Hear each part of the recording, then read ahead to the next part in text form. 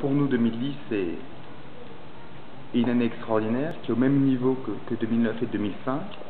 On ne prétend pas meilleure, mais aussi bonne, dans un style différent.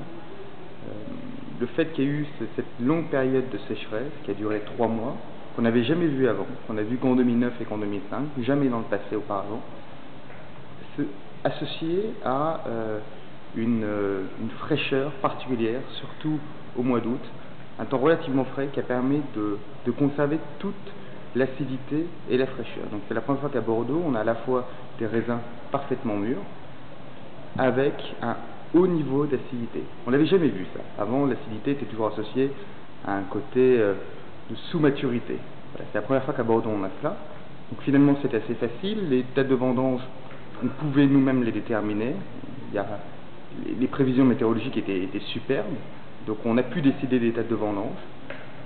La seule chose qui était peut-être un peu difficile, c'était sur les blancs. Il fallait réussir à déterminer la bonne date, ne pas chercher à aller trop loin, sinon on aurait eu trop de sucre, donc trop d'alcool. Mais pour les rouges, c'était très facile. Toutes les vinifications étaient évidentes, il n'y a eu aucun souci. La seule chose après, c'était il fallait être sélectif.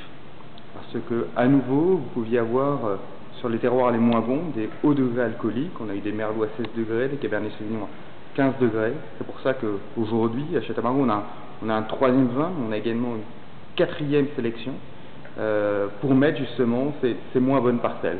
Voilà, donc ça, la clé après du millésime, c'était d'être sélectif, car seuls les très grands terroirs pouvaient exprimer le millésime et ne pas avoir trop de degrés alcooliques. Et enfin, comme vous aviez quand même assez d'alcool, pas mal d'alcool cette année, un potentiel de tanin très élevé, il ne fallait pas non plus trop extraire. Voilà. Ça, c'est dans notre culture à Château-Margaux, de toujours y aller en douceur, mais ça pouvait être le danger pour d'autres propriétés éventuellement, de vouloir trop en faire, trop extraire, et dans ces cas-là, on pouvait avoir des tanins un petit peu secs en finale.